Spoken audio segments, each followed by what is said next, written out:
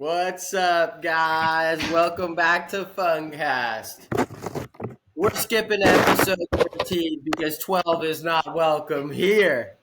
Fuck Our 12. guest today is Tomas from the Mycozine. He's a psychedelic advocate, a great friend of mine, Oh no. scientist, and a huge part of the community. Thanks for coming on the cast today, brother. Thanks for having lunch with me today. Yeah, dude, that was such a cool idea. I felt so bad. We got to hang out for a little bit at the expo, and we were supposed to record last week, and I slipped a couple times. I was like, bro, let me buy you lunch. And you're like, let me buy you lunch. And so we decided to have a coast-coast lunch date where I got my brisket from Ponyboy Deli over here in Oakland. And I got my Reuben from the Sandwich Shack in Sebastian. Let's go. So we're going to make a reel about that too, probably, talking about our little intercoastal lunch date. But before that, Let's go. Gotta get a little token before eat some lunch. 100%. But I just want to say it was great seeing you at the entheogen expo, man. It was really fun. Oh, dude, especially after last year, man. Like, you were one of the coolest people that I met last year at the event, and this year it blew up. Like, this shit was super poppin'. It was, I think, 3 times bigger than it was last year. The event in San Diego was lit. And when I saw your face, I was like, this guy, we're here. And then we ended up partying in a fucking a rave underneath a freeway. I mean, we're going to get into that, but, like, dude, it was epic. It was so epic to see you. Every single time I've seen you, it's been, like, 11 out of 10. It's always great seeing you as well, man. I feel the same. The after party was wild. And pretty much just everything. It's always a good time. I mean, last expo we ended up, we were cuddling, man. We were cuddling. I woke up next to Fung Straight, and I was like, what? I didn't take that many drugs, did I? No, it wasn't like that. But we were all cuddled up in a hotel room making it happen. I had ridden the motorcycle down, actually, from Oakland. I rode it all the way down to L.A. And, we had kicked it after dinner and then just crashed out before the expo. No, yeah, we just ended up crashing. It's all right. It was a good time. But it was real bonding. Good time, always real a good mycelial connection, Like mycelium, we network. Ooh, that was tight. No, but like, for real, I will never forget that little parking garage wherever the hell we were in LA, where we would like go out and do our little morning smokes with who else was out there? Michael Blast and Miss Wumbo Mush and Miss Mush. It was a cool time, man. Super cool. My gosh, I mean, I feel like whenever you're on the podcast, dude, you're always talking science. Let's skip to science this time around. Fuck yeah, I'm about that. I love science, but I actually spent the first 3 or 4 years in the mushroom community doing my best to remove myself from the science and lean into things like the mycozine, lean into things like the hikes that I go on or foraging. And so I have a plethora of stuff outside of science that describes who is Tomas, and I'm about it. And, that's what we're here for. That's what we're here for today, man. We're here to, to see that other side. I think that's the whole part of the Funcast, right? Is getting to know the parts of people that are in the community making moves that you may not know. And yeah, man, it's just I'm super stoked to have you on. It's always a good time talking to you. I'm always so hyped. You always got a mushroom hat on of some sort. Pretty much, yeah. But so when Whether you're it be a helmet or a bucket or a beanie, there's a mushroom on my head. Like the zine, man. That thing. It's awesome. It's when you messaged me and this was like, gosh, a while ago. You messaged me telling me that I was featured in the zine. I was like, what? That was the coolest thing, It just made me feel great because it was totally. You just did it on your own. There was no. You didn't really. There was no. I didn't even know you yet. I don't think I had met you at all. We didn't meet at the Entheogen Expo. This was totally pre Entheogen Expo. I just liked what you're doing. I fucked with your vibe. You seem like a cool dude. You know, like you're out here jumping out of planes and shit and growing mushrooms and helping everybody learn about how to cultivate these mushrooms. And so I was following you on like basically a Finsta, you know, my mushroom growing account back in 2019 or 2020, I think is when I like first found out about you. And so I was like, yeah, this is another one of those guys who makes the substrate. Like, he's cool. If you want to learn how to grow mushrooms, fucking check him out. I think you were in like edition 2. No, you're right. This one. I just happen to have it right here. That's so cool. Uh, Fungastrate. That gets me so Edition excited 3. every time. Oh yeah, dude. That came out in 2022. So yeah, I met you last year, and 2022 I featured you because I was just like, you're doing cool shit, man. And matter of fact, you might actually be in the here as well. So in the fifth page of the first 5 editions, I show people how to grow the mushrooms. Where step 1 is genetics, step 2 is grain, step 3 is substrate, step 4 is growing conditions, and step 5 is looping the cycle back to DNA. But on step 3, substrate, I shouted out different substrate producers as well, and there you are. So you're in the magazine and in the shoutouts. Just throwing it out there. Been thinking about you since day one. Yeah, you're wonderful, man. I really appreciate that. Um, and I like, I think you're just smart. You come up with great ideas. I mean, I'm not even gonna take any credit. The whole lunch idea, this was all Tomas. No, bro, we did it together because like we got to eat sandwiches and now we get to hang out, eat sandwiches, smoke some weed. It's like I'm in Florida. It is, and it's honestly, it's good. This is like a good way to actually have some lunch. It's like, actually hang out with some friends you may not be able to hang out with in person. 100%. I need to get a napkin. This is a deliciously greasy brisket. Mm. Oh, there it is. So good. Oh my god. Yo, shout out to Ponyboy Deli. Next time you're here, if you're ever in the Bay Area, we're getting this deli. I'm getting you this brisket, man. Dude, And I'm I gotta down. try that Reuben. That looks good. It looks really good. All right, I mean, it is really good. Sorry, it looks good, tastes good. Your sandwich looks great. It's all great, man. I mean, like, when you're not, when you're not involved in the myco community, what are you doing? What do you like to do when you're not myco? If I'm keeping it honest, I dedicated my life to the mushrooms in like 2019. So I'm pretty much either smoking weed or talking about mushrooms. But what I will say is I've developed a habit or a hobby around the zine. The ability to make this, I feel like it's a piece of art. To develop this business, this is my fun. Finding ways to pass around information to other people in a meaningful way.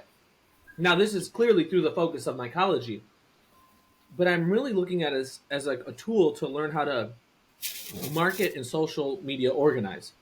My family has a history of social and political organizing, working in community organizations, working for political campaigns, working to make sure that people are educated and that the people get taken care of. This is like the legacy of my family on both sides. And so coming into California, being a scientist or whatever, I always felt like I wasn't living up to the family legacy of being this sort of organizer of people. And so my passion has kind of come together through this mycozine. And so the mycozine, and there you go. I found the thing. Even though it is about mushrooms, I'll go on hikes. So I was a Boy Scout growing up. I actually got my Eagle Scout, and I was like really into the woods and nature and shit. And so these mushrooms give me an excuse to like go out into the woods and kick it with my friends. You know what I mean? And like learning how to fold these zines, learning how to pass out this information and get it to people around the country has led to me foraging around the country, has led to me kicking it with people all over this world of ours and going out into the woods and looking Where are for some of the mushrooms places, and really just kicking it. Where's some of the, sorry to interrupt you, but where are some of your favorite places that you foraged so far? Shit, let me bust out edition 5. Where's that one? Yeah, let's get it. Whip it out. Live it up, he said. Pause. But Audition 5 was loaded with all the places that I traveled across the country to go pass around these things. And in Speaking of there, editions, I how many went. editions are we at right now of the zine? We're at 7. Let's fucking go. Um, we're at 7, but honestly, one of my favorite foraging adventures was with Will and Noah. I got so blessed. This guy, William Padilla Brown, I get to kick it with him just because of proximity club running circles. We're similar personalities in some extent. Like, he's got a brilliant mind, and so I love keeping up with him and just like shooting the shit. He smokes hella tough too, so whenever he's in town, we kick it. And anyways, when I went to MycoFest, I think it was MycoFest. No, we went to this other mushroom festival called New Moon Mycology Summit up in Vermont. Mm-hmm. And when we were up there, I think it was like Saturday or Sunday. He's like, "Yo, bro, I'm about to go to this hash event in Maine. You coming? I'm waking up at 6. We're gonna go foraging and go." And I said, "Say less. What? Fuck, go with you Right. foraging? Like, stop." So we wake up at 6. We hop in the Appa, his van. He's got this big white van, and me, him, and Noah hop out into the van, and we just start driving through like New Hampshire and Maine. And we pull over to like Water Springs, and we pull over and just find fucking places to go look for mushrooms. We found lobster mushrooms in Maine. We found black trumpets, and then we went and got lobsters in Maine after we went to this like super dope hash event where they had probably like $5,000 worth of the highest quality hash in the country there to be tried for everybody to try. So like that day was blissful. I'm not gonna lie, that was like one of the best fucking foraging adventures I've ever gone on. The second best might have been with my buddy Alexander Sidoli. I went down to Chicago to kick it with him one day. Just a real nice Italian guy in Chicago. Takes Yeah. me to this park, and we're looking for mushrooms. We weren't even really looking for edible mushrooms. We're just like looking for mushrooms. And I see this little white thing on the ground. I'm like, bro, this is a mushroom. He's like, no, that's not a mushroom. It's fine. Like, let's keep going. I'm like, no, bro, that's a mushroom. We go start digging, right? We look it up. Entoloma abortivum. Do you know about that one? No, what's that? Shrimp of Entaloma the woods. I'm sorry, Abortivum. It's abortiva. like a. Shrimp of the I think woods. it's I've kind heard of of that. similar. That's Yeah, cool. bro. Did you eat it? Oh, a ton of it. It was super fucking tasty. Like, I made some tacos out of that, and it really does taste like shrimp. It's kind of like lobster. So like lobster mushroom, it parasitizes I think a rusula or something. Mm-hmm. This one parasitizes the Entoloma mushroom, which is not edible, but when it's parasitized, I think it is. Um, and they look like these little white brain nodule things. They kind of look like little scrimps. And we put them They in do look butter, like little sauteed them, shrimps. fried them, and we found a gang of them, bro. Like literally, once we realized that that's what the mushroom was, they started popping up everywhere. So we're on the ground. It's just like we literally just kept picking until the sun went down, and then we're like, we got to go home. This is for anybody who. Sorry to whip out my phone. I don't know if it's Oh yeah, easy to see. Entoloma Probably hard to abortivum. see, but Yeah. it looks like Oh little yeah, it looks like that exactly. little powdered Little donuts. shrimpies. So good, dude. It was like amazing. It was a good ass meal. I enjoyed it thoroughly. It might be in this one. Let's see. I have pictures So already. you made tacos with the shrimp of the woods. It's cool, man. Oh, dude, Would you say the yes, they were texture killer. and the flavor, or, you like, is it very similar to shrimp? Yeah, I mean, like shrimp, they have that like popping feeling in your mouth, kind of, because of like Yeah, you know. it's like But like, crunchy but not crunchy.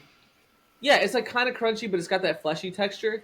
And so, in the same way, if you cook it the same, especially if you just like dump it in butter, you know what I mean? Like shrimp Yeah, is good in a buttery saute. Like absolutely. what is that called? There's a name for that, but um, Scampi. that's the one. So if you scampi the shrimp of the woods, Ooh, that that's would be it. good, like a little shrimp scampi. Yeah, I mean, you That's can't go that's what I wrong with did. It was boiled fucking garlic, right? killer. So good, man.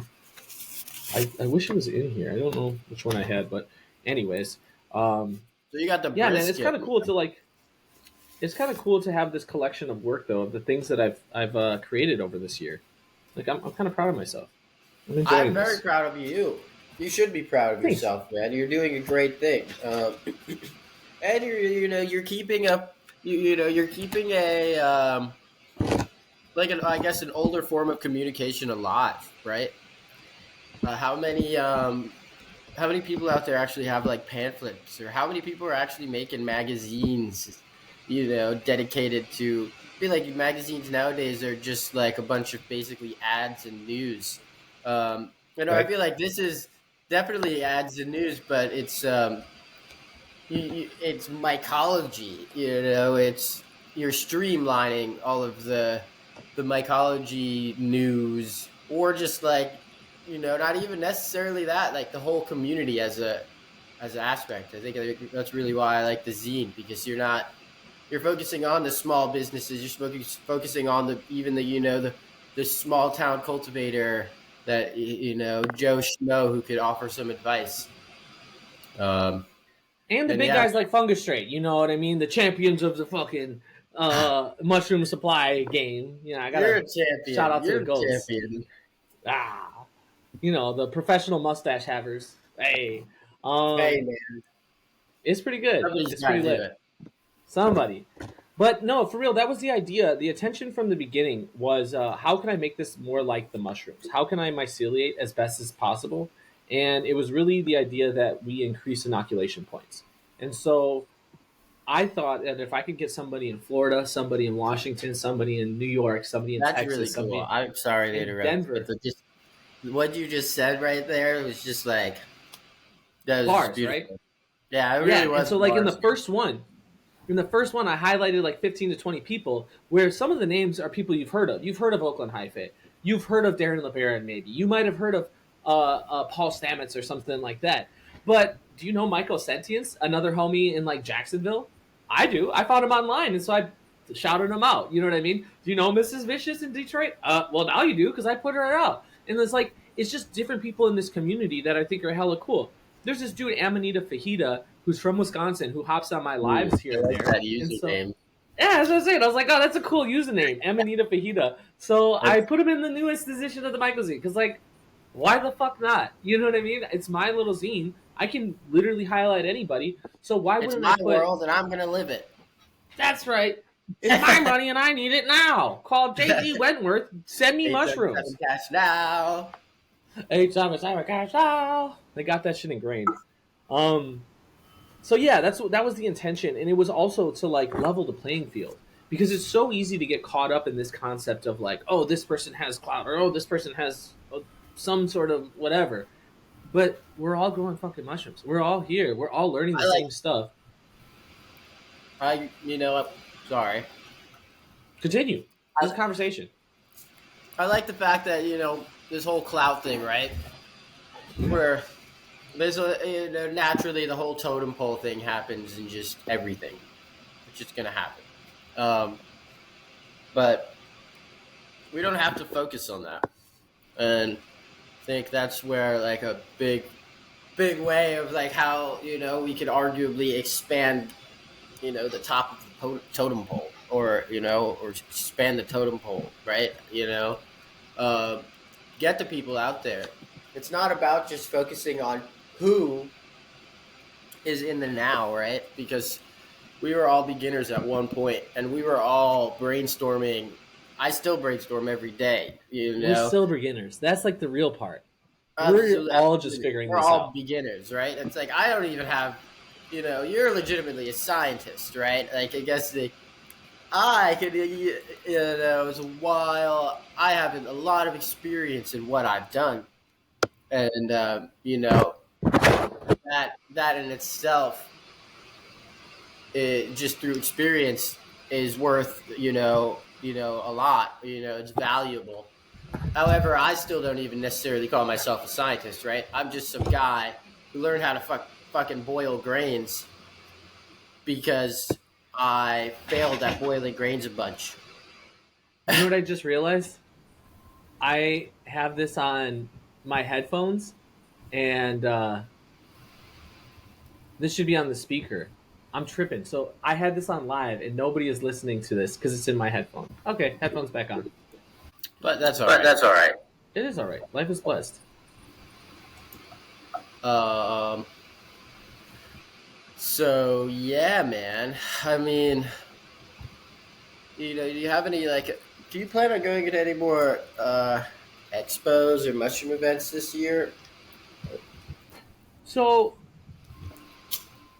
I do intend on going to other events as they exist. If Jacob throws another one of those things in Oklahoma, I'll probably make my way down to that one. I anticipate us throwing some type of a science based event. We're not throwing another conference this year in Oakland, but we might be pairing up with somebody. Just because the big Hi-Fi event this year is in Jamaica, so I intend on going to that in September. But other than that, I honestly want to just be really engaged with the community over the next summer. Like I'm trying to um, travel the country a little bit more, hopefully, talk to people, go foraging with people in their local communities. Because one of the cool things about the Mycozine is that like we are now in 300 cities in 20 countries. And so the reach is there. All I have to do is tap into somebody when I go to a different place and then just go into the woods and explore with them. I would love to make content around just fucking going to different places around the country and seeing people and be like, hey, let's go into the woods by where you live. What do you got here? You know? And then doing things like this because it just humanizes what it is we're doing here and it removes these borders from how it is we can engage with each other. I really like what we did in terms of getting this lunch today because what it does is it shows people that like, yo, you can literally just kick it with your friends across the country, and it's pretty similar. Like the only difference Yeah, between us kicking it on our couches is that like I'm on my couch, you're on your couch type of shit. That's it, and I'm comfy here, so it's kind of good. I feel like I'm comfortable where I'm at. You're comfortable where you're at. For the most part, we got stuff to do anyways. So realistically, if we only got time for lunch, uh, It's perfect. it's perfect. And we can have lunch. We can chat. We can smoke a little doobage, and then get back on with our day. And I like the fact it does humanize things, and it humanizes the fact that like you know we're humans, right? Um, it's not. It humanizes that we're not just a username with a set amount of followers, or we're not just a company that does this, right? It's like we are people who eat lunch, and like I That don't like part. I'm a human, and I don't like pickles. It's like Oh, we're there's perfect for each other then, because I love pickles. So I'll eat all of those fucking things. I mean, I dig yeah, dude. vinegar and cucumbers. It's like I don't even necessarily dislike. I don't like pickled cucumbers. What? You like I don't like pickled like pickled. jalapenos? No, like I like like pickled okra. Pickled okra is really good. Okay. There's other things. I've had pickled baby corn before, but like pickled cucumbers, I don't feel like they deserve the name pickles. First and foremost, I think it's kind of bullshit that like pickled cucumbers get to like Dominate the generalize market. the pick. They get the monopoly of pickled. Now everybody else has to be pickled this, right? So fuck pickled cucumbers because they're arguably the worst kind of pickle. You are a maverick, my friend, but you are wrong. You're absolutely wrong about this. They need to make a new word for pickling everything else. Because pickles are pickles. And you ain't fucking with No the pickle. way, dude. Pickled cucumbers Pickle don't Rick! des- pickled cucumbers don't deserve what they have. But it is what it is, and there's no changing it. Just like Pickles are the there's no king and way they we're ever deserve gonna it. stop using fossil fuels. Pickles will never be generalized, defaulted to pickled okra or like pickled anything else. It will always be a pickled cucumber. Let me fuck something up for you. Let me fuck something else up for you. Did you know that baconing is a process and not a thing associated with pork? Baconing? Baconing is the same as pickling, but you associate pig with bacon. When What actually do you even baconing, mean? Yeah, okay. baconing is pickling. Same thing. It's just Like a so different like medium. It's a preservation. it is, but like wait a minute. If Yep, it's I like just fucked you full up right salt, there. are you talking about? Yeah, I'm a little fucked up right. What do you even? So what do you like? Take the pork and you put it in salt, right, or something like that, and then that's how Yeah, you but it's preserve. like something about with the steam and like how it's cooked with smoke from a certain angle, and so you can like bacon I feel fish. like You could Man, my bacon friend wood. Jaron. I think if this was like fucking the Who Wants to Be a Millionaire, my phone a friend would be Jaron Deshane from And you'd be like, Adirondack. hey, Jared, is this guy just bullshitting me right now? Can you really bacon a fish? No, he would definitely. I like this is. I feel like this is 100% a thing. But like for somebody who would know how to do it, I think Jaron. That's I just, feel like you can bacon anything and you could probably pickle anything, but the only things worth pickling are cucumbers and not pigs. yeah, fair enough. Dude, I don't think I'd ever eat pickled bacon. But like when I say pickled bacon, I mean like with a brine of like dill. But would you eat a baconed pickle? What if you had a cucumber What that does that tasted like even bacon? mean, though? We would have to like. Like, what are you saying to me, bro? We're not even really on drugs. We're just like fucking just psychotic. No, we're just hanging out. Like, okay, so guys, for the Psychonauts. most part, yeah, this is what this podcast is about, everybody. Just so you know, it's about rambling and just having a nice little time. It's a grand old time and being humans, eating lunch and French fries, and sometimes accidentally talking with your mouth full. Hey, yeah, that happens. My bad. I was totally getting into that a little bit. Oh no, I was doing it. I feel like I was doing it. You haven't even eaten yet, dude. I eat like half my sandwich. You just Same. chit I've chatting been away. like munching here and there. Pretty good. Um, But yeah, dude, chopping it up. you This is why I really like your podcast, and this is why I was so excited to hop onto this because, like you said, I've been on this little podcast run recently. I was on like Mycopreneur, uh, Welcome to the Mushroom Hour, Mycotrophic, Funga or Flora Fungi podcast. What is this? What do you got here? What kind of fun toy is this? it's my Boomer Schumer tab. He chills with Oh, me that's like pretty amazing. much every episode. Collab with PGT. So we got a PGT ape in the Schumer tab. Yeah. Oh man, I love PGT. I got to meet him at the Mycofest this year, and cool dude. You know what I mean? Just cool, down to earth ass guy. And that's why I'm getting I've back to never what met I was him, saying. but yeah, he is a cool guy. Oh, most people haven't. He's like the goat looking whatever caricature He's that's like the on that fucking mushroom. unicorn guy. Yeah, he's got his own little anonymity, but like he's a regular dude, hella cool. And I just chopped it up with him, and he's humble as fuck. Just like, yeah, man. I just started posting videos, and then people really fucked with it, and then now I get to do this, and I'm like, he's super aware of it, of the fact that he's like very blessed to be educating the community on this, and I think he takes his role very responsibly, and like is really working to provide good genetics and teach people how to grow mushrooms. Um, but like yeah, just a dude. And so what I was getting at was like your podcast having the space for people within this community who have a name to like just show up and show, hey, this is who I am. I'm Tomas. I'm not necessarily all about just branding the things that I'm doing, but like I'm a person here. I like to hang out. Would you want to hang out with me? And I feel very invited. I feel welcome in the Fung Straight Funkcast chill spot. You are welcome in the Fun Straight Fun Cast Chill Spot, my dude. Um, and that's what it's all about. But it's not necessarily something where you know I'm not opposed to speaking about mycology. Obviously, this is a fun cast. There's fun in the name of it, right? I'm not opposed to speaking about mushrooms, but yeah, I don't There's want it to be layers. solely You about got it. to It's peel layers. back the layers. Like ogres are like onions because we have layers. Or like parfaits and shit. Um, Um, and that was a so Shrek speaking right. of layers, you jump out of airplanes. That's one of the things that when I first met you, I was like, wow, this guy's doing a Yeah, thing. And I'm pretty sure, didn't you hit like 100 jumps recently? It was a bigger number than that. dude, I did. I hit 200 jumps recently. Jesus. Bro, that's insane. Jumped out of a plane 200 times. Like, how many times in someone's life can they say that they've really risked the biscuit? And you're out of here like, I've done it almost as many days as there are in a year. What has that journey been like for you? How did you get into jumping out of planes? Like, who convinced you that that was a good idea?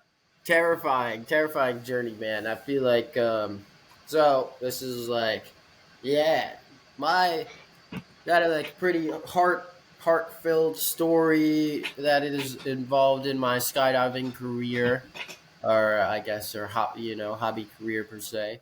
My best friend since first grade was a skydiver, and we were, he always What do you mean wanted me was a to skydive. skydiver? He was a skydiver. He He passed doesn't away. skydive no more? Oh, he Oh. passed away. Unfortunately, he does not skydive anymore. Yeah.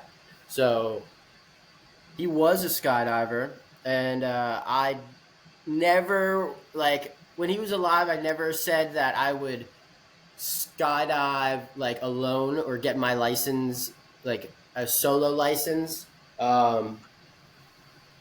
because like I was just terrified of it. But I did some tandems and stuff. So after he passed away, I made it my goal to get my license a day, like, or, before his birthday, for his first year of being in the In the cosmos. other, yeah, in the other realm. By the way, what's his name? His name's Zach.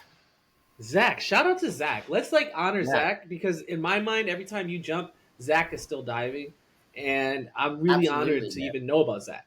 You And know what I he's mean? on I my, don't. like, I never got to you meet know, him, I but got you.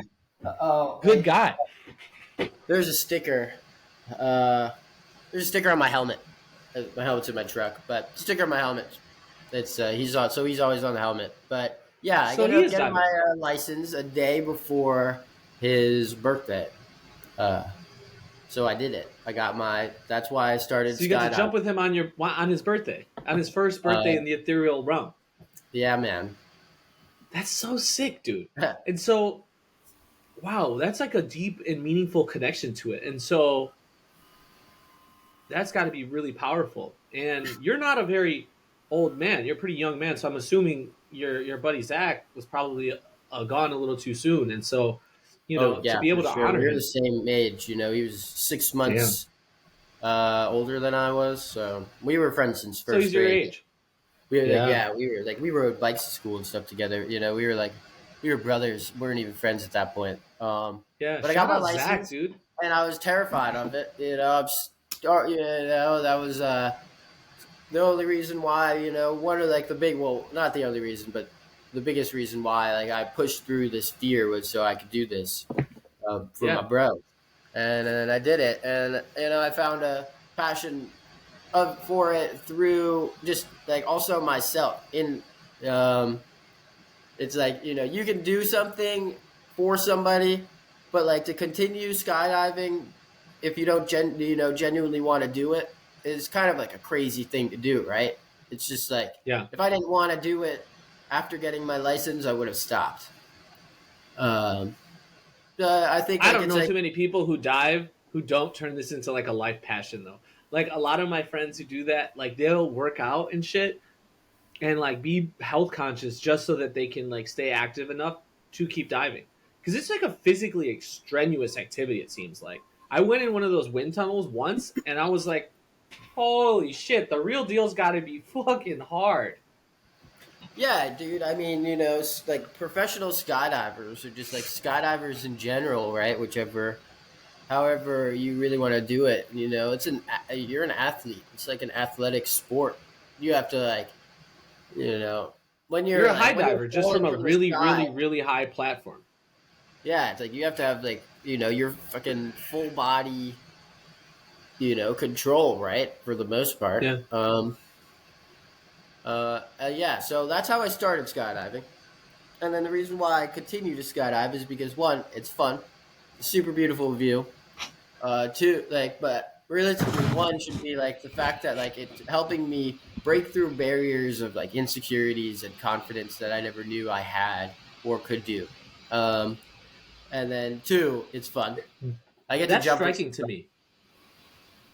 Sorry to interrupt Why? you, but like you don't strike me as a person who lacks confidence issues because you're a cool ass dude. Like the mustache alone, the swagger when you walk in, you're like, yeah. Is this something that came after the skydiving? Because like you strike me as a person who's always been like that. Well, I don't. The mustache has been a little. It's been a thing for a little bit now. I couldn't really grow a mustache very well in my early 20s, so it's like it wasn't until like my mid to late 20s when I really got the stash. When I became a real boy. Yeah, Yeah, it wasn't until my mid to late 20s when my stash dropped. No, late 20s for me for sure. And my patchy little, this is what I got. This is the extent of it, y'all. I'm a real boy. I guess like right going back to the humanizing part. We all express, the same, feel the same emotions or like, feelings, right? And Mm. um, what it's like while everybody has their own internal interlog that even if I were to come off as like the most confident man in the world, and even if I may be the most confident man in the world, you still could have insecurities. You know what I mean? I think just as a human being, it's just gonna Not fung be straight. there, right? No. But I mean, nah, I know. Yeah. So it's just there's just like understanding that, yeah, that's it, man. There's Like always we room all for get like growth. jitters, There's like going always to something the that you can expo, push right? yourself towards. It's Yeah. cool to like go to the expo, but I do get the jitters. It's like going to school for the first time, like after Yeah. summer. You're like, oh gosh, I'm can't gonna see sleep all the friends tonight. again. What's going on? Yeah. We all get the feels, right? We all get the butterflies. I think No, that's I kind of it's showed up a little late because I was a little overwhelmed and whatnot too, to be honest. Like I showed up like fucking a couple hours in because I was busy dropping people off and then getting my own shit, and I was like, oh no, I'm not coming with the right amount of. Actually, this is a good point. Talking about the entheogen expo, I look up to you in a lot of ways because I peeped game on what you were doing, and I realized like that's one of the things I would have preferred to do. I was given the opportunity to have like a table there to like whatever, have a booth and like talk about the Mycozine, give out my shit, sell my hoodies or my swag or whatever. But I realized that it would have been so much more beneficial to what I'm trying to build to just like have somebody watch the table and like maybe do the things and then I interact. I saw you in a cool ass like Hawaiian shirt or whatever, but it was like more form fitting. But you were in like a cool ass like, hey, we're in Miami kind of shirt. you And you know were like watching the conference. You were like going to the talks. You were mingling and walking about. And I thought to myself after, like, damn, that would have been the vibe. Because like generally speaking, I try to be as present as I can. Like I try to be in the mix, talking to people, going to the fucking late night raves. You know what I mean? But I found myself so focused in this business thing as like an opportunity of like, all right, I'm at the expo. I need to do X, Y, and Z. Like this is why I came here. And then I realized like, wait, no, I came here for the community. No, I came here to build this. And so it's a point of reflection. I'm grateful that I got to experience that. I'm grateful I got to kick it with the homies afterwards and beforehand. But I definitely yes know and that if no I, though. huh? You know, I want to say yes and no to that, right? Because Yeah, you have put in the work, obviously, right? You're not going to put in the work for no reason, and you're not necessarily putting in the work for anybody else but yourself. However, it's like that's what you went there, and you were able to, if you were able to balance that, right? You were able to balance like your work, fun, um, I thing, wish it was right? more fun. I could have leaned a little bit more into the fun. Is what I'm saying. I needed to be more Fair. fun straight, less less straight, more fun. You know? Yeah, no, bro. And I think honestly that's why I go to these events, and it's for fun. I work my ass off all year, make the Right. grains and stuff straight, make the content. Content is not easy to make. I'm not complaining. I love doing it, but It's all fun. these things take time. So it's like for me to Yeah. go to the expo, I get to like go Well, and I would and have hang rather out, built content talking to there. like I random people. It's so fun to yeah. like talk to random people, and then like 6 months down the line, they comment on my post after finding my page because I'm not here flexing that I'm bug straight. Whenever the whole entire time I was at the expo, I introduced myself to people as Jason. They had no Right. idea. Yeah, the only person who knew I was feng straight is the person who knew I was feng straight. Right. Everybody else just met a guy named Jason with a fucking mustache. So it's like That's hella cool. That's the um, way to show up, dude. That's the way, and it really is hella cool. And like this is probably one of the last events you're going to be able to do that, especially as now you're stepping more into the camera as a personality. rather than the business or rather than an idea. And this is actually a conversation that I was having with this woman, Oyster Girl. I think that's her name. She's a cannabis influencer who just like had a post who hit like 1 million views or some shit. But before that was happening, and like now her brand is starting to go up and whatnot. But before that was happening, it's been, but we were talking about what does it look like to get in front of these social media platforms, because it's this weird juxtaposition between clearly artificial and then like clearly genuine. Like the reason people are fucking with what we're doing is because we're genuine human beings doing cool things. But social media in its essence is like you're presenting something. It Well, is yeah, it is not inauthentic. And so it's this really interesting melding of like authenticity with the inauthenticity of like presenting something. And that's why like when we got into our it's conversation earlier, authentic you're like, inauthenticity, I guess, right? exactly. It's authentic inauthenticity. And like that's why it was so cool when you were like, yo, let's stop talking. Let's get on the cast and then talk because it's way more organic. Because it's like then it seems forced if we're talking about the thing that we want to talk about, but we already talked about it. And so I'm trying to find ways to do that.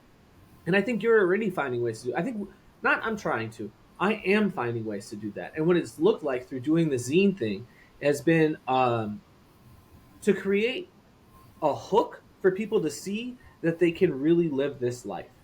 I'm trying to show people through the social media, through the hook of mushrooms or the zine or like these cool people doing cool things, that the only difference between the other people doing cool things and you doing those cool things is just getting off your butt and doing stuff. Because that's Yeah, cool. It's really cool to just be a human and do the thing. you And know, so I step outside. I go in the woods. I make mushroom helmets. You know what I mean? Fuck it. I think I love it. I love it. I love it. I love it. People need to, please do, do the things. Do the things because you're passionate about it and you want to do it, right? Um, I wouldn't say do things because of like a money, uh, I guess, fed uh, Well, that's what they reason. want us to do. That's Um, the narrative. realistically, as human beings, we have to do that. Living in America, we have to make money. So you know what I mean. It sucks. Like sometimes it's like the ideas that you want to make are money. You know, like I guess fed behind money because that's what we need. However, through the passion will come the things. You know what I mean? Even with the Fungast, right? I'm like, Fung Straight's obviously my business, and but and it's like, I'm not even. I'm just posting the videos, and I don't necessarily care if people watch or not. I hope you do, because like I'm putting it out there for people to watch, and but like I'm gonna keep If doing it you weren't because having also fun at I'm the same passionate time, about then it, why and do it? I'm enjoying speaking to my friends and posting these videos online and getting, even if there's 5 people who watch the video, and three of those people message me saying that in minute 37 when you talked about fanning a tub, it helped me with my grow. You know what I mean, or something like that. It's like it's a little something like that that goes a long way. So, Oh yeah, it feels great. so yeah, but I also on that note, thank you for everybody who watches, and I do love you, and I care about every single one of you. You're my best friends, and I couldn't do this without you. Thank you so much. No, Every that's funny. yeah, mushroom helmets, man. Let's hear about those. So this has been super cool. This has actually been the fun thing about why it's important to just stay committed to having fun and just doing the thing. Because I was thinking, how do I find creative ways to express my brand, like what I'm doing? The hat idea came from 2019. 2020. I was like going to sessions, moving around the mushrooms, and in the Bay Area they have pop up markets where it's like cannabis and mushrooms, but it was mostly cannabis at the time. I figured if I just came in a lab coat and wore this big old mushroom hat, actually, I think I have the original right here. I made this shit out of like cardboard and fabric, shiny ass fabric, fucking 4 years ago, and I That would is go so into awesome, a man. I market love it. wearing that in a lab coat, and I would just have a table full of just mushrooms. This is at an event where 95% of it is all marijuana, and so if anybody's looking for mushrooms, they're like, "Well, I'm going to go to the guy dressed like a mushroom," and then I talk to them about it, and I would just be like, "Yo, what's up? You ever heard about mushrooms?" And they're like, "No, no, no, I don't fuck with mushrooms." And I'm like, "I don't care. I, who cares? Talk to me about mushrooms. What have you heard about mushrooms?" And they're like, "Oh man, I heard some crazy shit." I'm like, "Tell me the stories.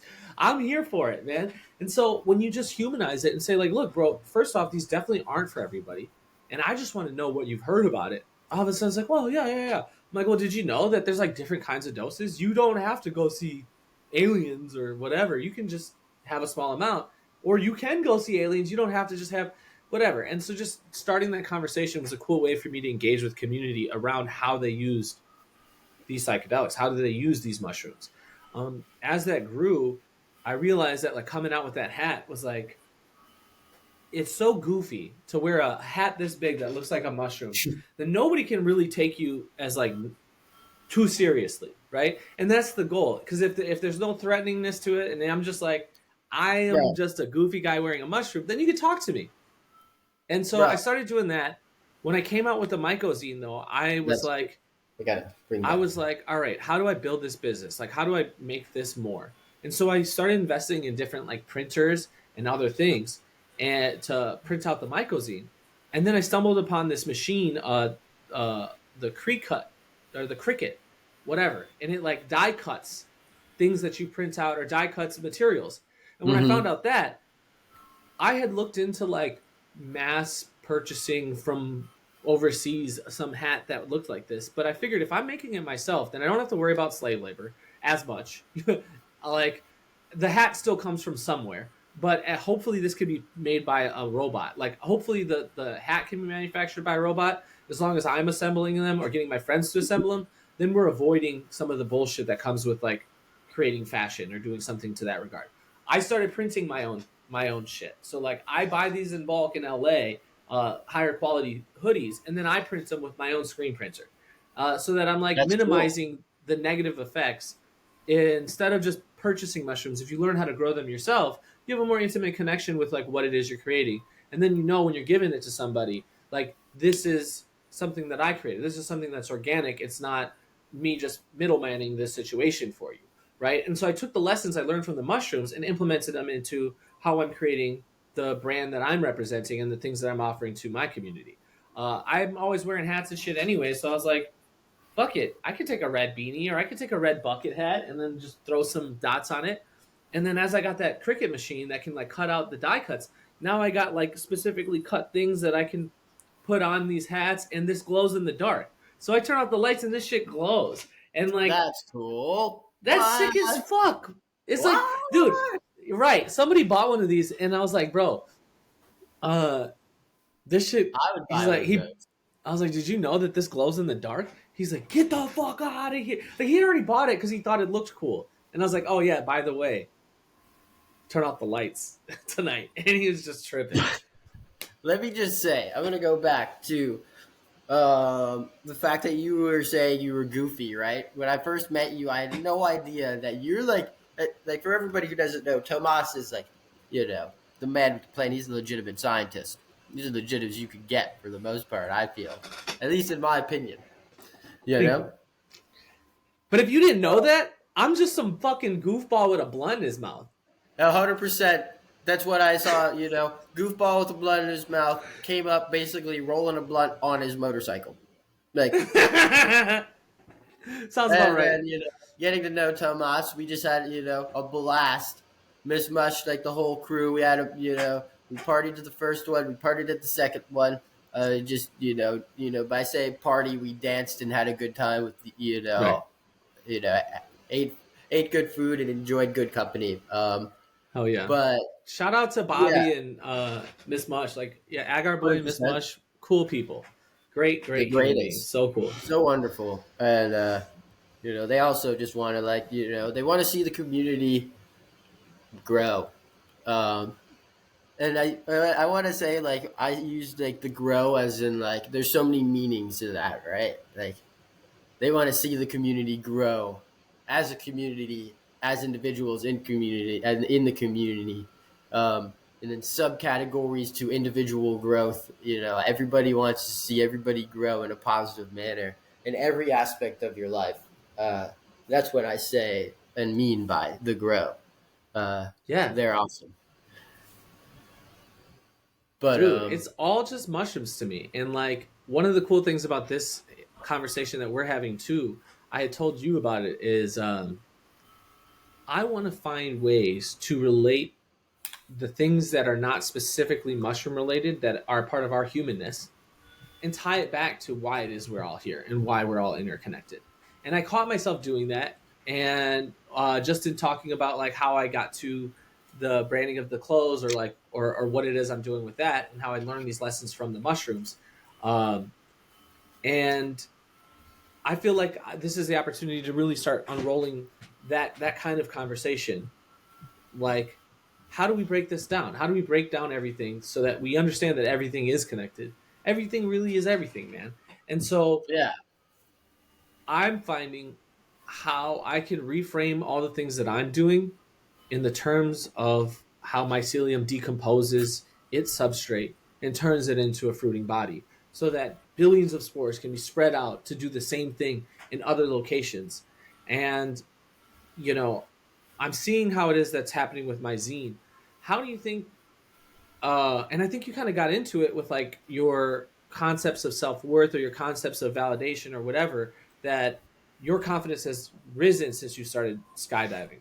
But like, what other aspects of that has that broken down within your life? Like, how is it, what with mushrooms can you relate to the skydiving? How can we tie this back in? What are lessons you learned from problem growing solving, mushrooms? right?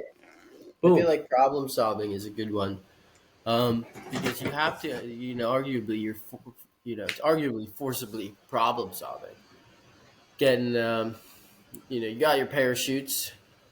It's gear checks, right? It's like understanding all of your equipment, what it's doing, how it's working, you know, and then you can correlate that to um, your blades having, What is your equipment? What is it what is doing? your How is it equipment? What working? are you using? How are you using it? How are you? Is it? Are you properly using it? You know, because like so it's kind of like all these life lessons where like I think I like even through mycology, I've arguably learned more lessons like that through mycology, right? Um, Exactly. That's what I'm trying to get at. Because I it's feel like like I've learned more about life and then growing it's than I. and then it's almost Yeah. like a cliche, like grandpa or like abuela, fucking, statement. They're like, when they're like, don't cover your alcohol before, like, don't cover your arm with alcohol before you light a lighter. And then like the grandkids are like, what the fuck does that mean, grandpa? And Right. it's like, and it's like, well, when they like come, like 20 years later, they're trying mycology and they do it or something. And it's like, That's what he was saying. That's what he was ah, talking about. Damn it. isn't it? I don't know, but that was a silly, like, Have you ever just. done anything like that? Have you ever had a still air box and then try to Oh, light dude, a? that's the only reason why I said it. You know how many times I've done that? You've like put alcohol on your arms to like sterilize and then lit the torch Yeah, and it's gotten your arm? yeah. Like I like lit, like I had like alcohol, like 70%, like doused myself, so it was still wet. And then like I had my hands in my still air box. So this is like in my still air box, like still like wet. After like I was doing work in a closet. This was a like Right. little like cubby closet. Fucking sprayed all that with Lysol, everything. You know what I mean? Waited 20 minutes, went in there, still had to hold my breath because of like the fumes. Lit the lighter. The first spark just, and like my whole threw my arms out of the still air box, threw the still Ah! air all over the place, dude. Everything went everywhere. Lost like some hair in my arms. Man, the only reason everything I say, as far as like a joke, it, you know what I mean? As fucked up as it sounds, it's like the only reason why it's so funny and so relatable is because like I've It done it. happened. You know what I Yeah, mean? So exactly. it's like it's definitely something that somebody's thought about because I know I've done it. Yeah, yeah, yeah. And if I did it, somebody else did it too, for If sure. I've done it, then somebody Well, probably thought about it, or still air boxes and lighters and gas and ethanol are the one case point for why it is you probably should get some chemistry training before doing some science. Like, I'm yeah. of the opinion that you don't need degrees to learn science. You really don't. That I these think education systems, yeah. I like the idea, like like chemistry, right? Understanding chemicals, I think, is a big thing. Mixing certain things that you shouldn't mix, mixing them in the right order. Just There's I understanding feel phase change, understanding why things would combust or like chemical reactions. Because if you knew that volatile organic compounds, when exposed to heat, will rapidly break down into things like water and CO2 through this thing called combustion, like if you knew that, it seems obvious to not do that. But if you don't know all of these things in combination, you're definitely not the only person who's done that. You're definitely not at all. I'm not even going to be the person to say that I do know that, right? There's a no, that's I haven't really messed with like cereal dilution or like I haven't messed with like there's a lot of things when I heard rattlesnake point venom, I know that's kind of like dated, but I was like, geez Louise, gotta hit it with the 10 times, dilute with like what's that little thing called, the little A pipette. pipette. I like that word. It's really Yeah. nice. It's like Yeah, it's funny because like I'm so I'm gonna exposed name to my these first tools and this daughter equipment. Pipette. No, I'm just kidding. It's it's literally equivalent. Like when I say something like a pipette in a scientific lab, that's about as common of a tool as like an agar plate. You know what I mean? That's as common of as a tool as like the blade. Yeah, And so it's funny because I'm just coming at it from this nuanced perspective. I'm grateful that like when I started growing mushrooms, I was coming at it from the perspective of a chemist. I think that helped a ton. Um, I think it would have helped more to be a biologist. I learned a lot of microbiology because like it's kind of funny. You think scientists that they're all kind of similar or whatever. I don't know shit about biology until I started growing mushrooms. Period. Like I studied the chemicals. I studied the things that make the biology, but like I don't know what the dude, fucking Krebs it's cycle kind of is. funny. I was speaking to my friends, uh, just about like the agar work and doing genetics and all this kind of stuff, and um, the basically like the things I was talking about, my friend's girlfriend was like, "Dude, this is like, you're like you're a scientist. Like, you know what I You mean? are. We're learning about this stuff in like college." And I'm like, you know, Look I into mean, Mendeleev. So the guy, I'm pretty sure the guy who made the periodic table, um, he, I believe, did like the fucking allele experiments with like pea pods, but basically determined that like genes come from like pairing different things together. And this was like the original OG experiment that helped us to understand that like that's how breeding works, like recessive traits and da da da da da. He did this with like beans, literal beans in like a nursery. But the fact that we're repeating these experiments on agar plates, it is no different. And we're actually taking expressions. And the only step that we got to take a little bit further, and some mycologists are like going down that path, is looking at the different mating types. Because some of these mushrooms have like multiple different mating types. And so looking through microscopes and like finding that out, I don't understand that yet. Like I'm not there. But there's like ways to do that where you can like actually take a cluster of spores. We know that they're producing like the millions or billions, right? And then like you have a spore print. There's like some many millions of them. If you do enough serial dilution, theoretically at the end of it, you should have like one or two, one, two, or three, yeah, I like guess, yeah, true. a small amount. Because like if you're taking 1/10 every time, so you But start I with mean, like, 100%. well, like you see, you take like a millimeter out of each, right? You do like whatever. It's like you take like a millimeter out of the first one, and then from there on, you do like point 0.9, like 10 times or something like that, right? And then that like dilutes it Yeah, down to like whatever. So, but like, what are the chances of you actually catching a spore at that point when you dilute it to two spores? You know what I mean? You're putting it in, you know, do you want me to like what? explain it? I can totally break it down. Totally, please. Yeah, dude. So this is. Let me remove the context. Let's talk about something else. Let's talk about cleaning glassware. When I was an early scientist, I was still in college. I was doing my capstone project with this scientist who worked in the freshwater science department. He had a chemistry degree, but he was like ducked off in the back. They gave him a boat. They said, like, stay in the back. You're like the black sheep of our university. You're good, but like you do good research, but you're weird. His name was Dr. Cool. He wore Hawaiian shirts and fucking Dr. had them. Cool's weird. His name was literally Dr. Cool. It was Cuhel, but That's he cool. looked, yeah, it's fucking hilarious. Anyways, Dr. Cool wanted to make sure that he always had really good experiments. And the only way you do that is by having like incredibly clean glassware. And he said this: when you're washing my dishes, I don't care how you wash your dishes at home. When you're washing my dishes, this is how we do it. We do not fill up the pot and scrub it all the way out a bunch of times, like at the first time. We will do that a bunch of times, but we're not going to sit here and like grind out the first time. Because think about it like this: if it takes you 10 minutes to get out 99.9% of the stuff by scrubbing whatever, that's a Like lot of rest. stuff, Yeah. right? Like just scrubbing on the first go around. That's a lot of stuff, 99.9. Yeah. But That point 0.1 he said though. this. He said this. If he's like, but if I told you washing it and rinsing it once, like washing it, rinsing it, and then doing that again, got rid of 90% of whatever's in there. Think about it like this.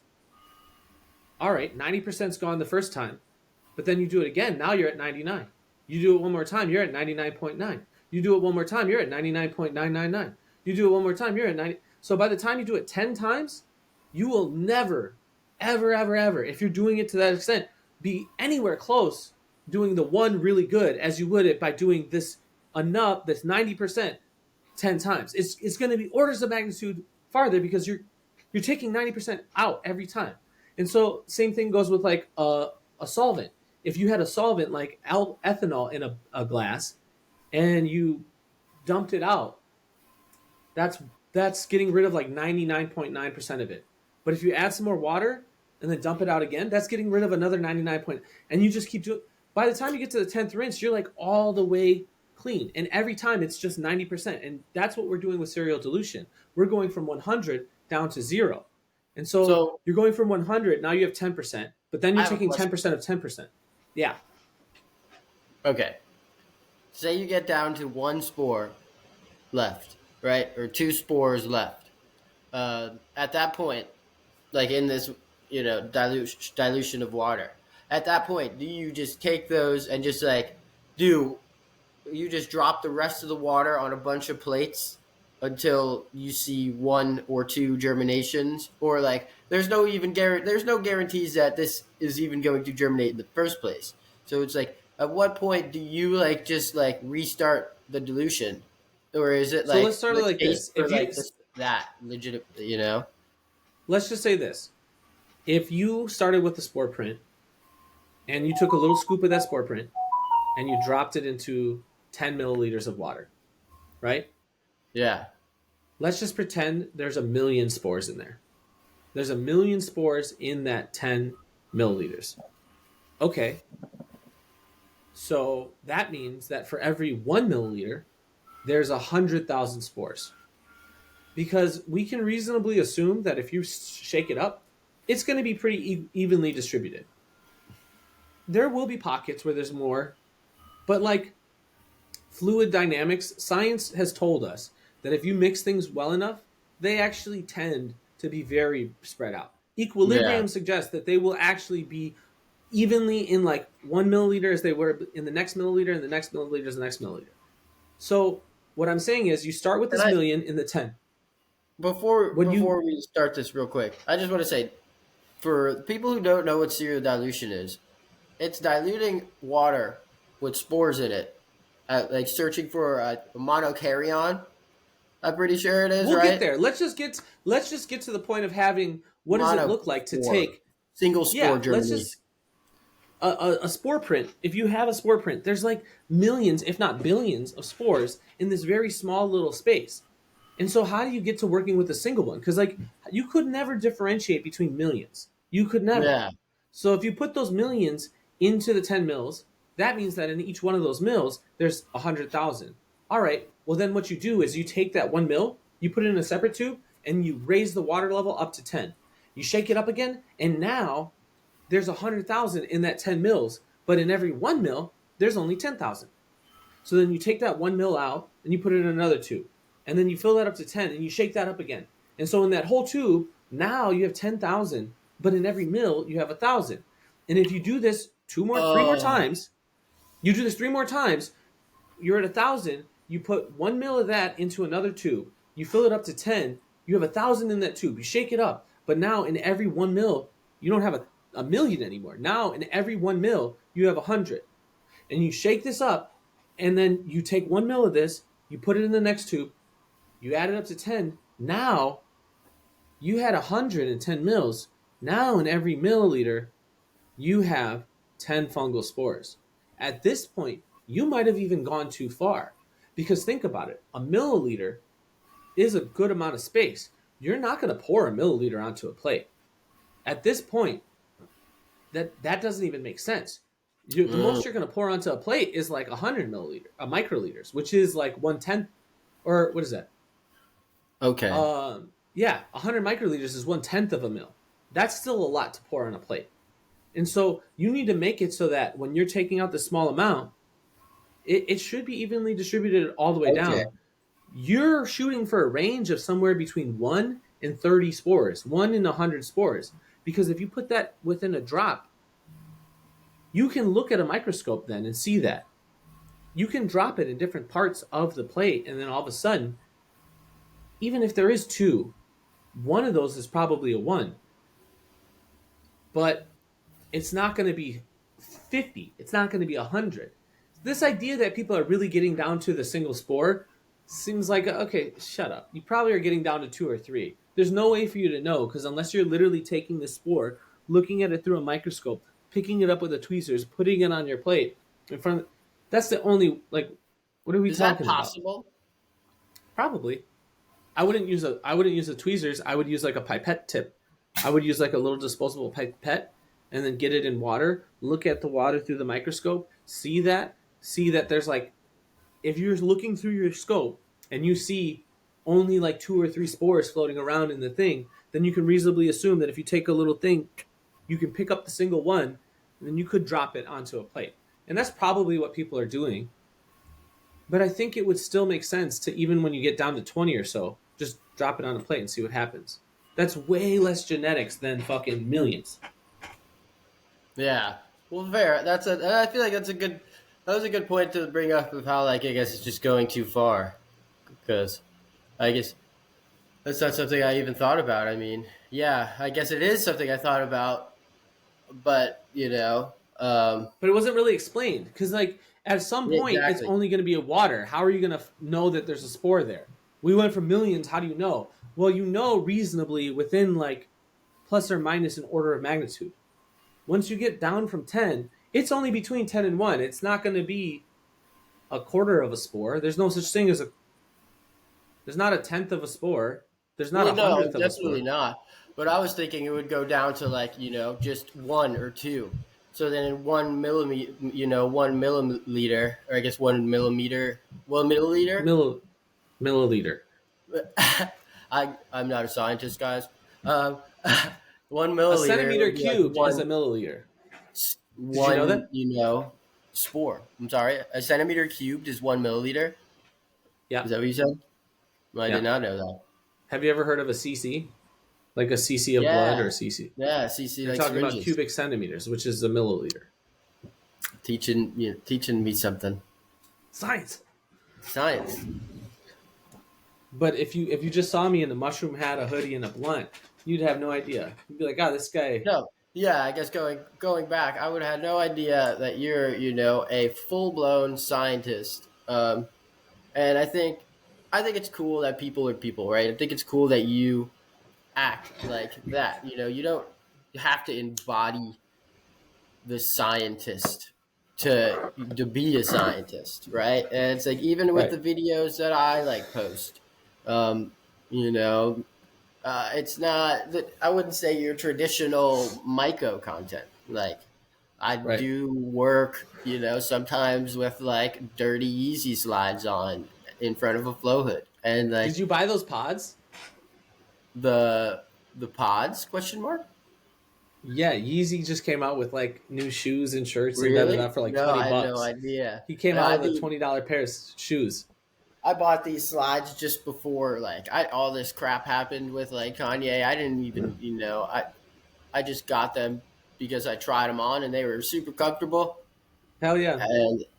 and they're No, the like, fake Yeezy slides that are realistically, like they're like 20 bucks, they're my glorified prison favorite. sandals, Yeah, but they're they're for awesome. 100% little Crocs. They're like the prison Crocs. They're great. Yeah, They're so good. I wear them. I always keep that motherfucking thing on me. You know what I mean? Like, That's the one. They're so comfy, bro.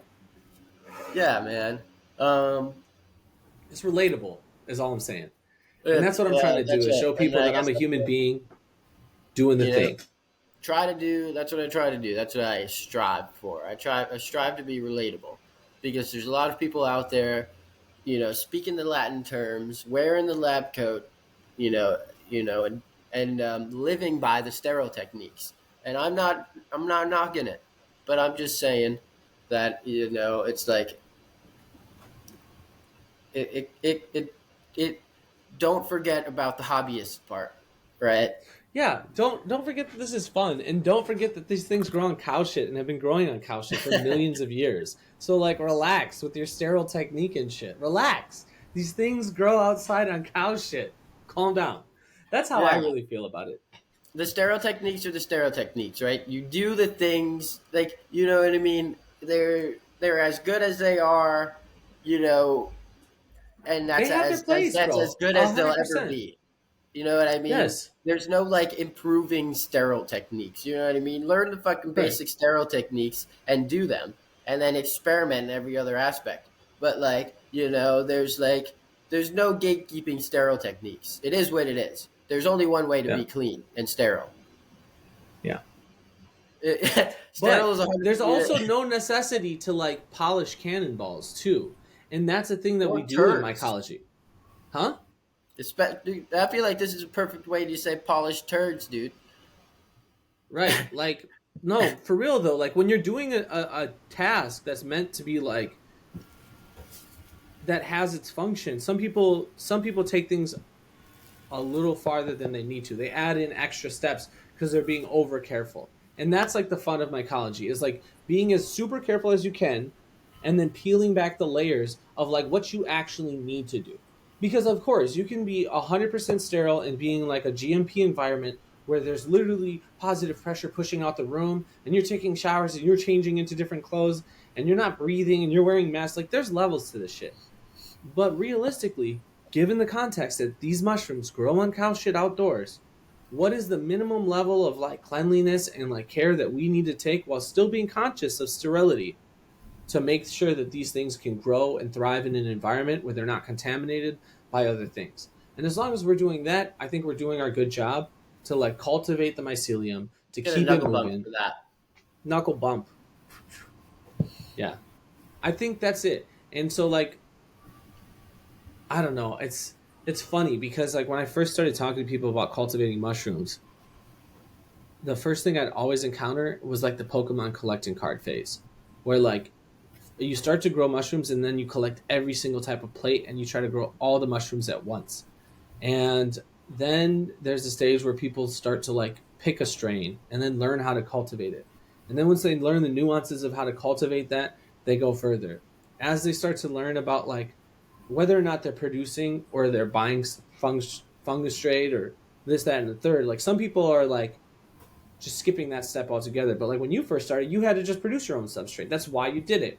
Then you got good at it and started producing it for everybody else. Like that's Everything. kind of how that works, I've done right? everything. Like, It's like right, of course. because And so people like when don't you're know. I starting, don't.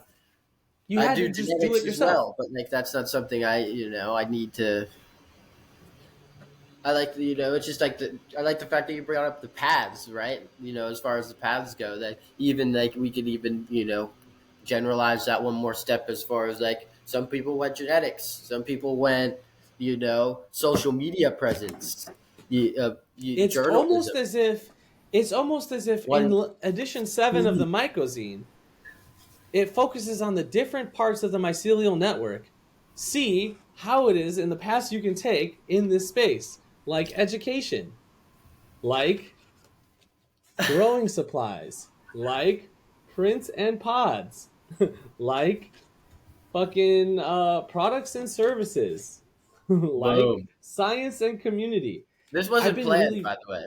no, I know, bro. I can't tell you how many times and it makes me feel good, but it's also kind of funny because like I will literally be having conversations with people, and I'll be like, not only do I have a theory on this, not only have I written it down, it's printed, and here you go. It's right here. Like, yes, please keep saying. Matter of fact, here, take 2 of these and pass it to your friends. Like, what are we doing? Bro, but Oh, honestly though, keep that same energy, right? I love it, man. I love the fact that, like, it's like it's like you're bilingual, but like in the sense of you communities, you can hit the Latin terms and you can hit the scientific terms, but then you can also just as easily just say, like, this is just sugar, so just use sugar, and then here's a simple formula for you to remember. or I uh could say, well, the glucose molecule has a triple yeah, carbon bond with a like, and or there's you no could need for say, that. like, point four, because you smoke small blunts. But that's how much you put in your little seed. No, I don't say that. Wasn't saying that for you, but I was just kind of.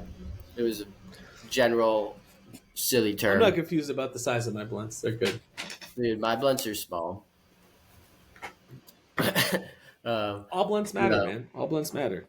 yeah. So, Ooh, can we talk about that? This might be outside of the scope of like um how you talk about things on the podcast, but I want to get into it. There You came up to me at some point and you were like, "Man, I was a little spicy about how I was thinking about things before. I felt a little pressured in some direction, but like how did it make you feel when we were talking about the only agar battle that matters, the only cup that matters, all cups matter? Like, how did that make you feel? Because like I know it was controversial in the community, but in terms of marketing, I don't think there was anybody who wasn't talking about it. Like, period. um, yeah. I mean, honestly, how did it make me feel? I guess off rip, yeah. It was like it came off aggressive, and I think Oh yeah, it was a very purposeful way of coming at it. I like to, like, so I like marketing, right? I'm a big fan of marketing and the way things are done and what you can do to get where you need to get. Uh, so I do see your plan was very successful in the way you guys how executed it, right? Um, and that is what it is. I did feel, just because I when I say that, I said just because I felt aggressive about it, or I guess just because I felt it was aggressive doesn't necessarily mean that I was against it, right? But there was I guess a feeling of like you could also be a little nicer. yeah, You could come at it with a little more hugs as well. And yeah. that's kind of what I spoke to you about. However, you did what you did, and then you guys killed it. And I can't say it didn't. It wasn't successful, right? And I'm super proud of you and your whole team of, like, getting Doing this science. psilocybin cup going, right? That Well, because now all these other people are also doing this research, and I think that's actually the real part that wanted to bring up. Like, there's a ton of controversy, no doubt, but when the conversation got to being had, we analyzed data from like New York and Colorado and Washington, and our data in California. We weren't looking at only our cup. In fact, we were looking at the broad spectrum of what was happening within the mushroom testing space. Sure, we threw the first psilocybin cup, but since that happened so many years ago, now look at all this mushrooms we've tested as a community and see how we can break this all down and see how, like, look at how the community is now talking about this shit, not just the only cup that matters. Because How what's really, huh? I do have a question, actually. I guess it Yeah, kind of just like brought that whatever you were just saying. Is there a way that like do you guys have like a list of like every single um I guess entry as far as like the variety and like alkaloid contents of that? Is that like a public thing, or is that it was kind of public when I collected it and presented it at the High Fake Cup. Like it took some time to like amalgamate all of these lists because some people post their shit and they post some of it. We're trying to start posting some of our data as well, but hmm there's no like organized single space that has all of these data. That's what we're trying to build is like get a database that's like publicly tracking what's going on with the alkaloid content. Yeah, Currently, you that's can what go I'm online. asking. Like even like as Yeah, far as like right, say it's like throughout the years you've had 30 golden teacher entries no, from like 100%. That was what the High and Fake that's Cup was something about. that like it was like is there would it that would be cool if there was like a database that I could go to and like search golden teachers and then see from like maybe 2011 till 20 or we could go with like 2019 to like 2024 This is what they've the tested as. this is Right. what they've been testing as. This is what they're currently testing as. This is what they tested. This was the peak at 20. This year. This was peak at this year. The obviously now that genetic work and this is now proving that you can now, right?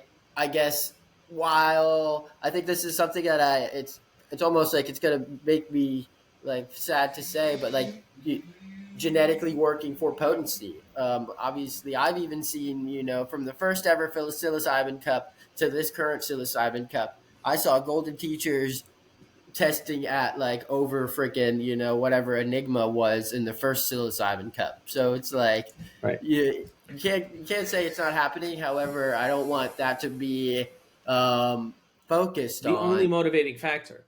Right. Yeah, And the thing is that we're learning, and that's exactly why I want people to be drawn into these conversations because that's exactly what I'm breaking down in these conversations. Is that if we're specifically focusing on psilocybin content, we're going to miss out the same way we missed out in cannabis, and where I they want to only say, grew for potency and now you only have so many strains of weed. If you do the same thing with mushrooms, we're only going to have three strains of mushrooms that are all just super jam penis packed with one envy. compound.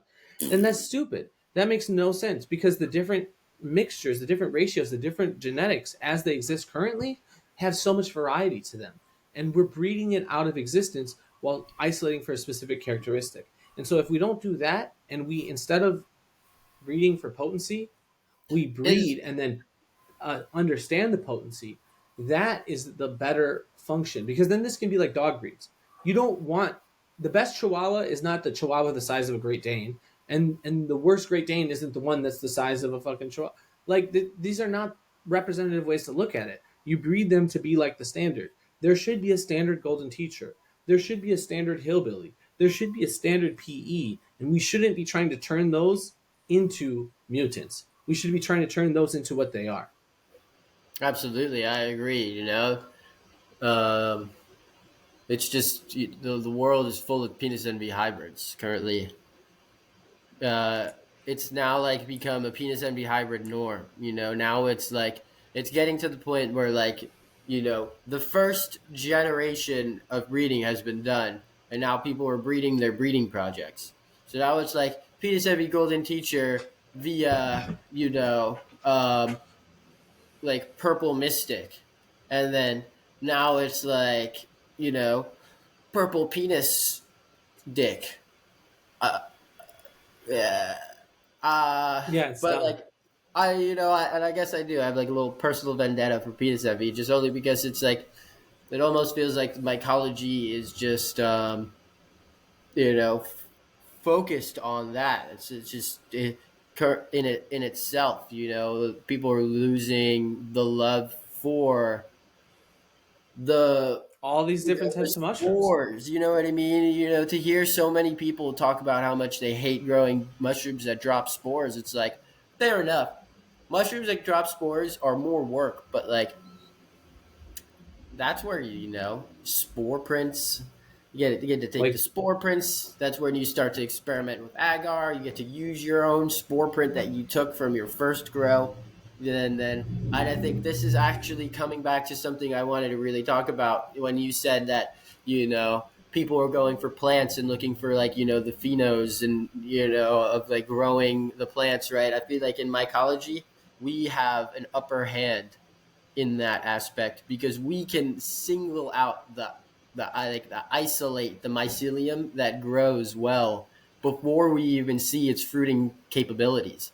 So we can have the tree that already grows extremely strong and healthy, but it doesn't necessarily grow the fruits.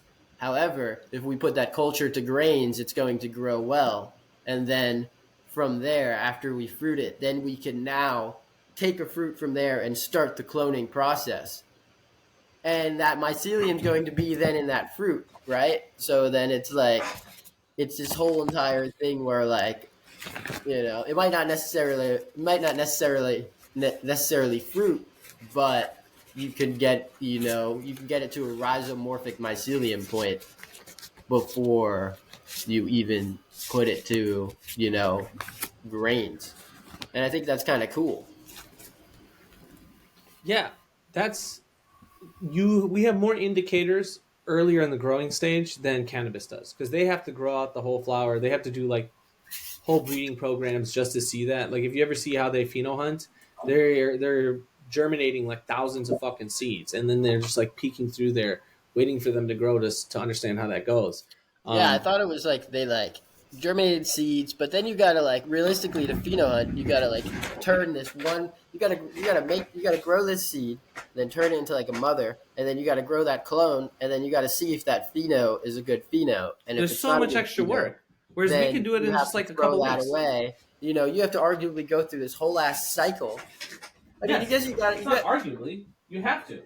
yeah, but I guess you're going through this whole ass cycle either way.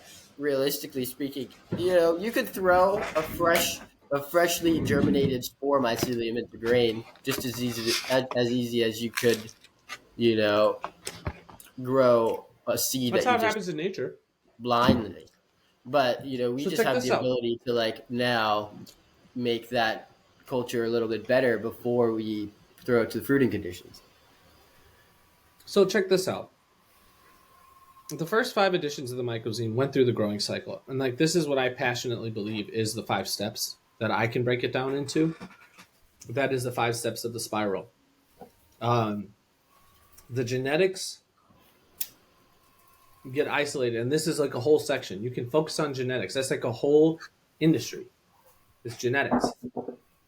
The next part is the grains, like moving from an isolated genetic, moving from like an agar plate or LC or a spore syringe or a spore print, getting that to a condition where you can put it into grain is a step. And then making sure that grain is growing healthy in the first part of nutrient gathering is like how these mycelium grow. At this point, you're looking for contamination, you're looking for bacteria, you're looking for like optimal growth. Because if it's not ripping through a bag of grain, is that even what you really are looking for? You want it to like rip through that bag of grain. Um, Yes, and then, huh? the yes, but Are you like saying also yes, but? yes and I want to Mm-hmm. say yes and because I would like to agree with you and to add to that I would like it to rip through bag of grain. However, some cultures are slow, but they fruit well. Mm. So it's like sometimes you gotta like bite the bullet, get a nice culture, and then you can like get the nice clone, and then you can maybe work the mycelium a little bit better because like there's also some cultures like Texas orange cap rust. You ask Miss Mush about it. This is the most like you know just this culture had an attitude. It was a diva. It liked to contaminate. It grew like frickin' it grows like what's the golden halo? It grew like golden halo as far as the rhizomorphic mycelium. those, but fruited like garbage, and Mm. it was just such a beautiful rust culture with like like a little like it was orange cap, but it was almost like a paler yellow. It could have been yellow cap, but either way, it was rust. And the syringe I got it from was an orange cap, just Texas orange cap. But yeah, that culture is a pain. Just going, I guess started when I started that culture is just a pain in the ass to work. And there's subcultures like that are just a pain in the ass to work. And that's the fun So, part like of I'm it. saying, It's a each one of living these puzzle. steps gets to be dealt in with. Like getting to having the rhizomorphic growth on your plate is a whole process. Teaching a culture takes many generations of going through the cycle before something is less tricky, less of a diva. Because at some point, these were all divas. At some point, these were all hard and not understanding of the substrate that they're growing upon, whether it be Absolutely. an agar plate, whether it be a grain spawn, whether it be substrate. And so as you move into substrate, you're now creating the final conditions where they're growing out area. No longer are they obtaining resources like nutrients from the grain. It's basically agar is the medium in which the genetics and the information gets transferred. Once you have enough of it transferred out onto a plate, then you can dump that information into grain where there's the resources. Those resources are collected and gathered in the grain stage. And when you go into substrate stage, now you're distributing those resources. Those nutrients and whatever you gathered in the grain stage are now being distributed throughout the substrate to gain mass so that that mass can then spread out into a fruiting body. And these fruiting bodies are what spread out more information, new data packets through these spores. And it's not until you get to the data packet coming up and spreading out those information, the mushrooms doing that, that you can even isolate and say, like, oh, this is the one that I want to pick. You look for the cluster. You look for these certain characteristics that are going to allow you to get a full flush. But that's going to take you going back from the spore to the beginning and then going through that enough times that all the spores, when they drop, do the same thing. That's the goal. But that And takes that's many also, generations. and that's like a thing of going to spore. I feel like go back to Of spore. course, There's a lot of you have like, to. I think, that I might have to make a new sticker. I think I come up with my best sticker ideas when I'm on podcasts. Back to But like spore. back to sport. Let's go back to sport, guys, because like, uh, you know, all Make right, we America learned spore it. again. You like you can do you can make LC. You know how to expand genetics. Like it's okay. We get it, and it has its purpose, right? But like, don't make it just the But fact how of do you like, refine genetics? How do you yeah, refine genetics? We don't correct. need to expand outward. We need to expand inward. And the way you We do want that is by we refining want to genetics see through cycling the through spore. expansion of like refined genetics. That's it. That's That's how we my reframe challenge. it. My challenge for the community as a whole is to go back to spore and create a culture that grows really well that you would buy from somebody. Well, and here's another thing too, And I is don't like mean we it should like be isolating for an sorry I say that, but I mean it in the sense of like that quality, right?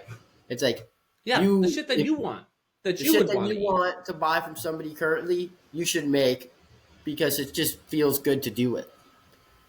No, 100%. And like personally, if I really think about all the different types of mushrooms, some of them look really cool, but in terms of the mushrooms that I would want to eat, they look like the Mazatec. They look like the tiny little golden teacher ass mushrooms that like one of them weighs about half of a gram.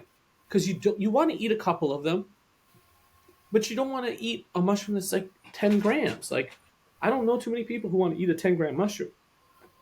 Nobody Maybe in a does. chocolate. Nobody It's does. And satisfying to see. It's like of a course. And as a cultivator, you like you know feel great. But as far as outside of like chocolates and micros, what are you doing with that? No one's gonna grab that. Why would they boofing grab that? it. Just kidding. Mushroom butt plugs. That'd Yeah, be an interesting thing. Resin no, cast dude, them. probably a thing. I bet it's on Etsy. Somebody's doing it. I guess on that note, man, you could find Tomas on the Instagram at Mycozine, Mycozine. Can you show that QR code? Maybe they could scan the QR code on. No way. Maybe that would be Think about it. sick. Like put it on the camera and then like drop it down a little bit and get it a little closer. And if you guys can, yeah, perfect. If you guys can, let's get a little scan on the Mycozine uh, QR code. Perfect, man. That's it. And I guess That like would be so no, cool. I'm gonna let we've been talking for a decent amount of time now. I've really enjoyed it, but I got to get back to work and do some other things. Same. I want to let you close it close off the episode, man. So thanks for having me.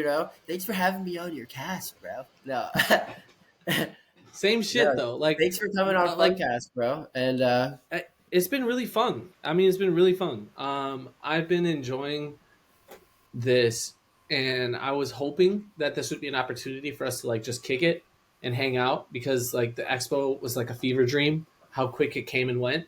I wanted a place for us to just like say what up, and if this is the means for us to just kick it, have a meal, smoke a blunt, and just say what up, man, how cool is that? That we found a way to combine our shared common interest, enjoy each other's presence, and spread this mycelial knowledge. I mean, bro, this is the dream, and I feel like I'm living it. And so, thank you so much for being a part of this with me.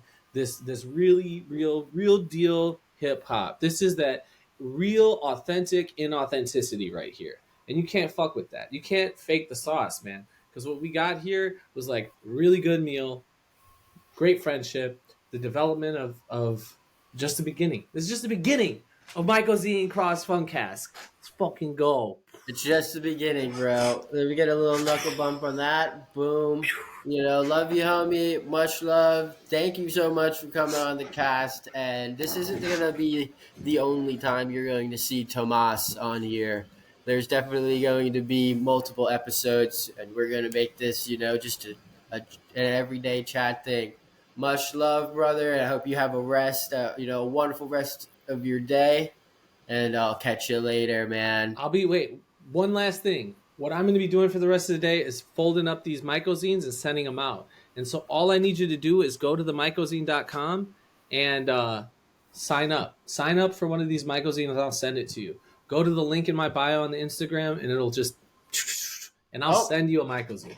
You heard that, guys? I guess I'll finish it off. Mycozine.com. Mycozine. TheMycozine.com. TheMycozine.com. I'm sorry. TheMycozine.com. TheMycozine.com. Or Instagram at MyCozine. You guys have a wonderful day.